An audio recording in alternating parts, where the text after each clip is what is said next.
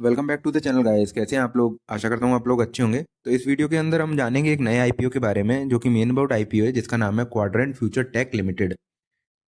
जानते हैं इस आईपीओ की डिटेल्स के बारे में, सब कुछ जानेंगे इस आईपीओ के बारे में। तो जल्दी से लगा लेता हूँ मैं अपना आईपीओ वाला स्क्रीन।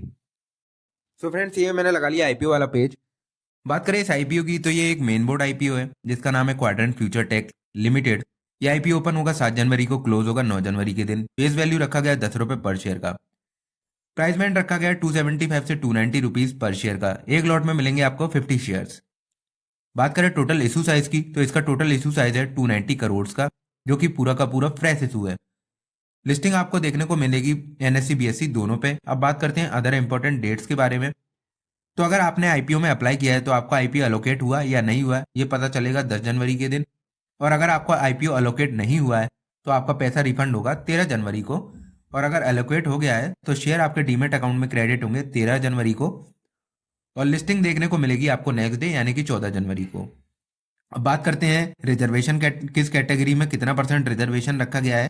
तो क्यूआईबी कैटेगरी में 75% का रिजर्वेशन है, वहीं पर रिटेल कैटेगरी में 10% का और एचएनआई कैटेगरी में है 15% का रिजर्वेशन। अगर आपको रिटेल कैटेगरी में अप्लाई करना है तो आपको मिनिमम 1 लॉट के लिए एप्लीकेशन लगानी पड़ेगी, जिसमें आपको मिलेंगे 50 शेयर्स, जिसका अमाउंट होता है 14,500 रुपीज। और अगर आपको स्मॉल एचएनआई कैटेगरी में एप्लीकेशन लगानी है तो आपको मिनिमम 14 लॉट की एप्लीकेशन लगानी पड़ेगी, जिस एप्लीकेशन की वैल्यू होती है 2 लाख से ऊपर वाली एप्लीकेशन।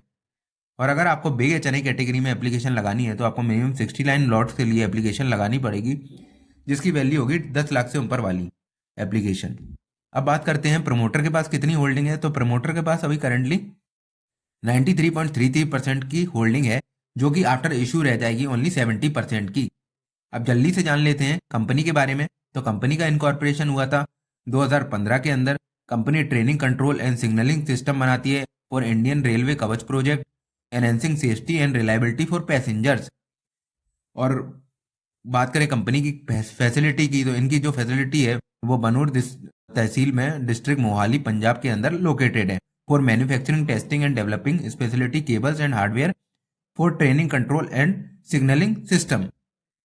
अब बात करें कंपनी के एम्प्लॉयज की, तो कंपनी के पास 295 एम्प्लॉयज हैं करेंटली एज पर अक्टूबर 31, 2024, है ना। अब जल्दी से जान लेते हैं कंपनी के फाइनेंशियल्स के बारे में। तो ये फ्रेंड्स मैंने लगा लिए कंपनी के फाइनेंशियल्स।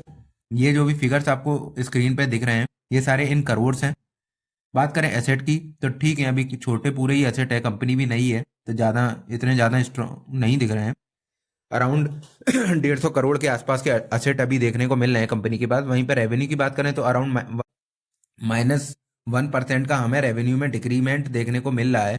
153 करोड़ से घटकर 152 करोड़ हो गए हैं, तो -1% का डाउनफॉल हमें देखने को मिल रहा है रेवेन्यू के अंदर। वहीं पे प्रॉफिट की बात करें तो अराउंड 6% का राइज हमें ईयर ऑन ईयर बेसिस पे देखने को मिल रहा है 2023 से 2024 में। अराउंड 13.9 करोड़ से बढ़कर ये हो गया 14.71 करोड़। वहीं पे करंट ईयर की बात करें तो अभी ये हमें माइनस में, इनके प्रॉफिट आफ्टर टैक्स माइनस में देखने को मिल रहा है, -12 करोड़। तो ये थोड़ा सा वरी वाला साइन है कि प्रॉफिट हमारा कंटिन्यू पॉजिटिव में आ रहा था 3 साल से और अभी जाके नेगेटिव में हो गया है। तो ये थोड़ा सा नेगेटिव पॉइंट है कंपनी के फाइनेंशियल्स में।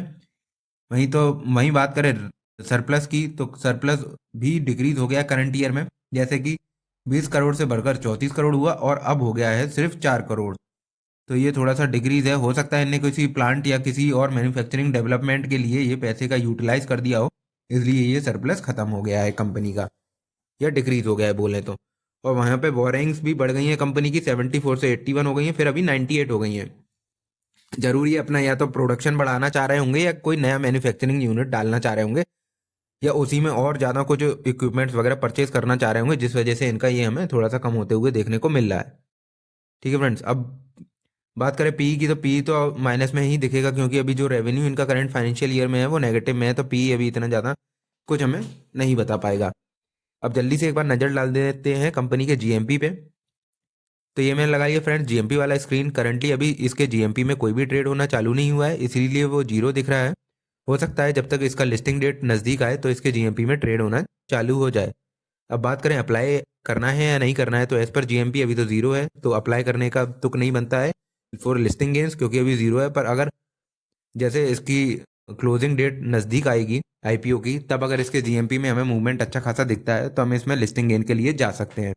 अब बात करें लॉन्ग टर्म की, तो लॉन्ग टर्म में जो ये कंपनी प्रोवाइड करती है वैसी अदर कंपनियां भी काफ़ी हैं जो लिस्टेड मार्केट में अवेलेबल हैं जो ये प्रोवाइड करती हैं। जैसे कि बात करें सीमेंस इंडिया है, भारत इलेक्ट्रॉनिक्स है, और भी सीजी पावर है। तो ये भी इंडियन रेलवे को अपना कंट्रोलिंग सिस्टम वगैरह प्रोवाइड करती हैं, controlling and signalling system provide करती हैं, और उनका जो फाइनेंशियल्स है वो इससे अच्छा है, बेटर है। तो हम अगर लॉन्ग टर्म के प्रोस्पेक्टिव से देखें तो हम वो सारे ऑप्शंस भी हमारे पास अवेलेबल हैं, तो हम इससे बेटर उनमें भी इन्वेस्ट कर सकते हैं।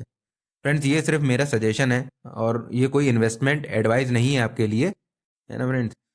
सो मेरे हिसाब से लॉन्ग टर्म प्रोस्पेक्टिव के लिए इसमें अवॉइड ही रहेगा, इतना ज़्यादा मुझे नहीं लग रहा, क्योंकि फाइनेंशियल देख के भी अभी इतना नहीं स्ट्रांग है इसके फाइनेंशियल के लॉन्ग टर्म के लिए हम अभी देख के एकदम मतलब फीलिंग वैसा नहीं आ रहा कि हाँ बहुत अच्छे हैं, जा सकते हैं। सो अवॉइड का ये लॉन्ग टर्म के लिए। लिस्टिंग गेन के लिए मैंने बता दिया, अगर जीएमपी बढ़ता है at the end of the IPO तो we can go for the listing gains. तो आज हमने जाना friends quadrant future tech limited IPO के बारे में। That's all for today guys. Thanks for watching the video. Please like the video and subscribe to the channel. Thank you.